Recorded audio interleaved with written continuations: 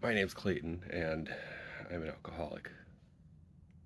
Um, I started this whole thing I wasn't sure what kind of format I was going to do with anything, but starting with the 12 steps of AA and kind of some of my progress in them and how and what they did for me, I think it's a good foundation for myself, both in terms of where I've been, moments of reflection, and I've learned that as I talk about things, I discover a bit more of where I want to go and what it is I want to achieve. So the 12 steps are it's the basis of AA of any 12 step program. As far as I know, they're all rather similar um, and powerful if you apply them and work them earnestly. Um, they're in the beginning. Each of them can hold a different kind of power for anybody. For me, it was believing I was an alcoholic was it it scared me to say out loud and hear myself and begin to realize that I was speaking the truth. Finding a higher power, uh, I that wasn't anything I'd considered. I never thought, I never let myself believe in anything. Uh, that I prevented myself from any thought of that for a long time. Um, Facing myself fearlessly, uh, and making amends for the things I'd done, those things scared the crap out of me because of what it was I was just beginning to admit to myself I had been like to people I cared for, um, friends and family. Um, the people that I have friends today, I see the deep, meaningful relationships. Maybe not deep, I only get to see what I see. But the relationships they've had for 20, 15, 30 years. And, I know if I reached out to the best friends I had in high school, we would have a conversation, but we've not kept together much. Um, I, I drifted apart. It was part of what I did for myself.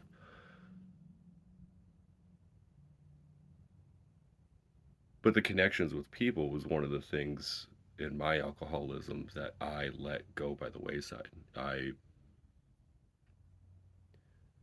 It was easier to be selfish and do the things I wanted to do when there weren't other people involved. I didn't have to do what they wanted to do. Didn't have to consider what they wanted to do. I did what I did because that's what I wanted to do, or in some cases not do. Anyways, a little sidetracky with all of that. Uh, my first video was on step one, and I've decided on a format of going through the 12 steps of AA. Step two being came to believe the higher. I don't have these memorized yet. I've got it in my book over here. Came to believe that a power greater than ourselves could restore us to sanity.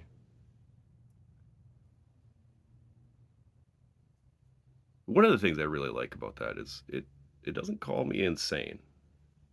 I was feeling pretty down about the way I'd thought about things. It doesn't call me insane, but it does say that I need to be restored to sanity.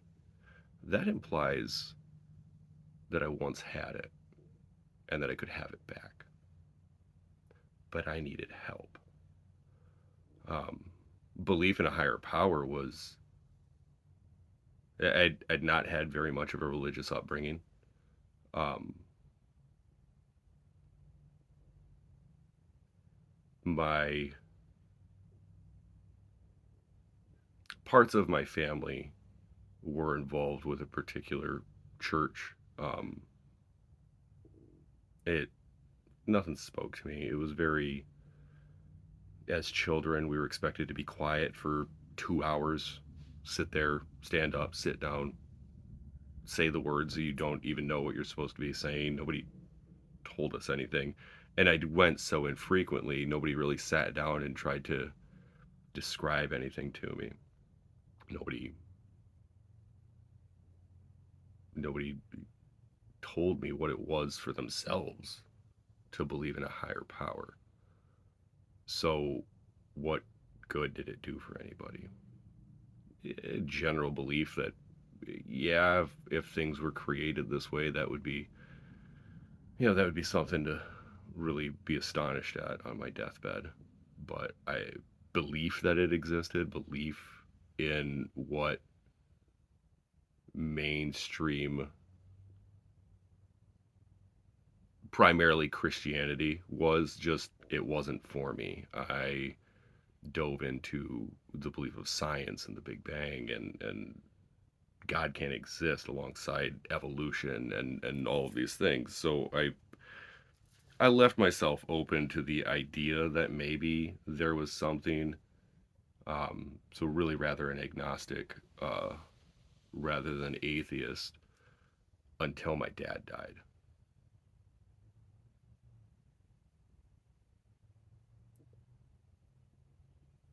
There was nothing that was going to convince me that that was God's plan.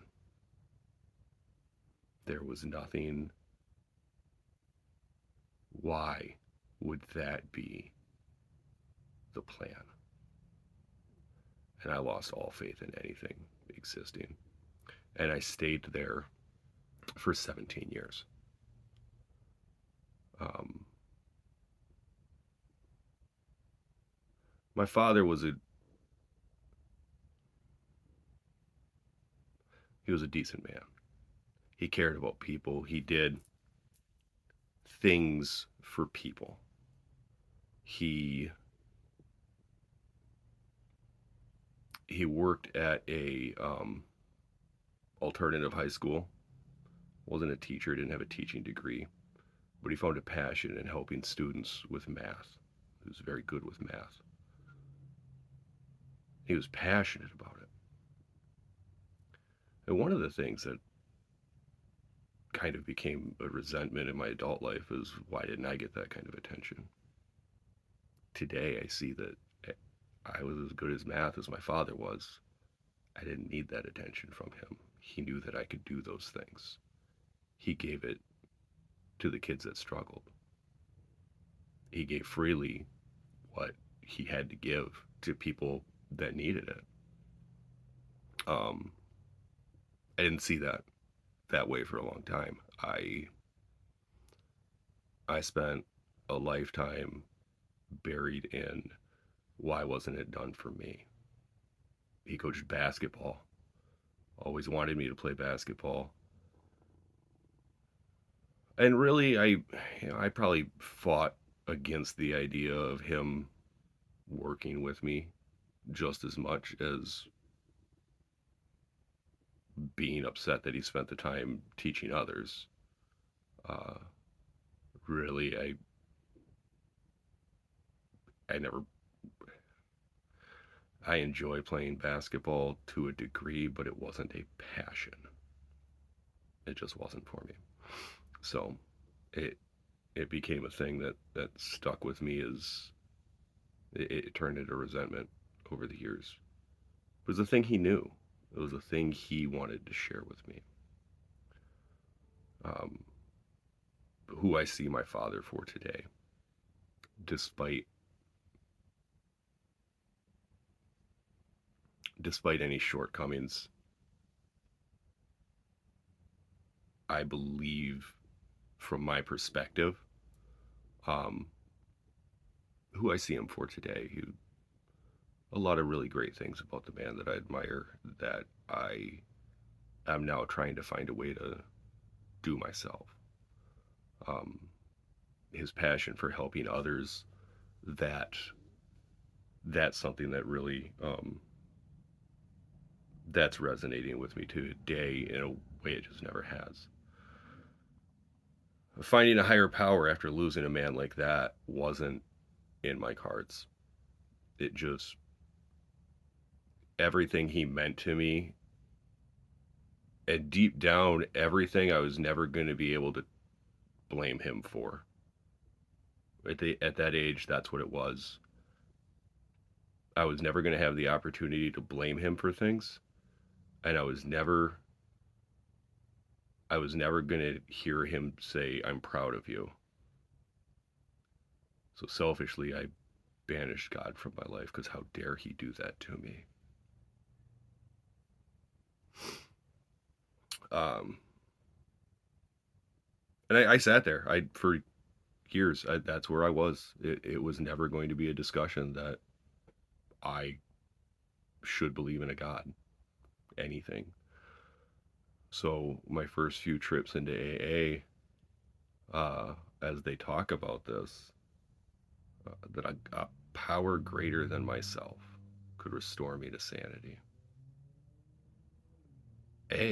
There's hope in that statement. I can go back to sanity. I can go back to being whole. But a power greater than me, that wasn't something I was ready for.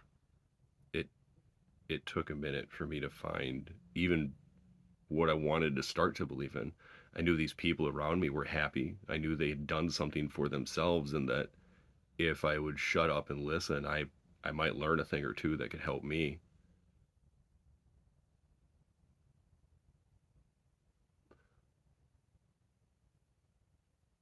I heard a story one day that caused me to start doing it myself without a belief. I A couple nights I just started talking about things out loud to nothing, alone in a room, speaking to nothing, or my truck, or wherever I might have been when I had something to say. Nobody to listen besides whatever may be out there.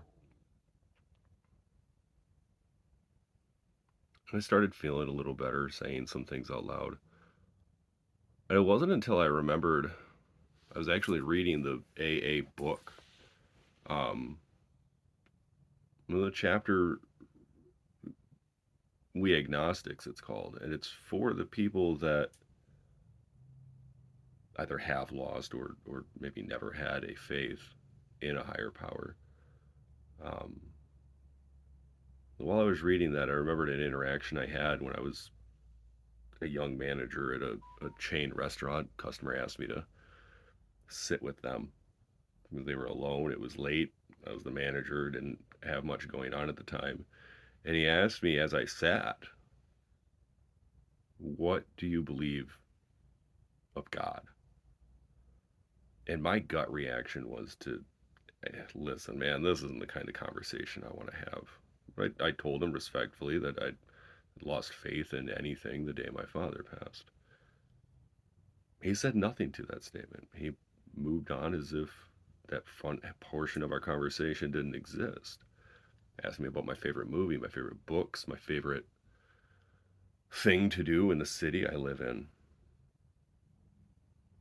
And we just talked about those things with one another, connected, complete strangers, sharing a moment, embracing the things, and listening to one another. I didn't recognize it for what it was at the time, but hearing another human being and having another human being just stop and hear me, that I got called away to do something in the kitchen. And as I got up from the table and I said thank you, this was actually quite nice. And as I took my first couple steps away, he says, "Hey Clayton." I turned and looked at him. He goes, "I want to share with you what I believe divinity is. When I think that divinity exists in the connections we make with one another as human beings. In that moment, I thought that is something I can believe in. And in my alcoholism, I buried that memory for the better part of a decade, if not longer than a decade. And as I read this chapter in the AA book, that memory came back to me, that I had a glimmer of believing in something, a power greater than myself, divinity, and the connections we have with one another. And something started forming in my mind that if I want to have connections with another human being, deep, meaningful connections that enrich one another's souls, that is really rather divine. And I have to be a good and decent human being in order to do that. If every connection and every interaction I have with people, that is my goal, is to fill it with divinity and love, how can I treat somebody poorly? Some of the hardest decisions I've made since, I still do with love. They're not easy. Often they begin in a fear, but when you go in with love, everything everything can be wonderful no matter the outcome. So I had a moment of clarity in what I wanted to start believing for in myself in terms of a power greater than myself. The connection we have with one another as human beings. I had started my spiritual foundation on that the divine existed in the connection between us. That's evolved some over time, and it's more expansive of universal energies, and we're all just the universe pretending to be us. So why would I want to, if I'm the universe and you're the universe, why would I want to hurt myself? Um, that's a video I can do on a different day. Earnestly facing and wanting to do the right thing for myself, to find a way through the path of what AA was offering, what these incredible people I had met seemed to have. Um, Being ready for that, for the basking inner glow it creates to recognize some of the subtleties that occur when you're just a good, decent human being. The shift in the way people treat you, the way you treat people, when you begin believing that what happens outside of you isn't in your control. It's happening for whatever reason has been divined. And you stop trying to control it all. You stop trying to force it all to your will, and rather you exist within it. Um,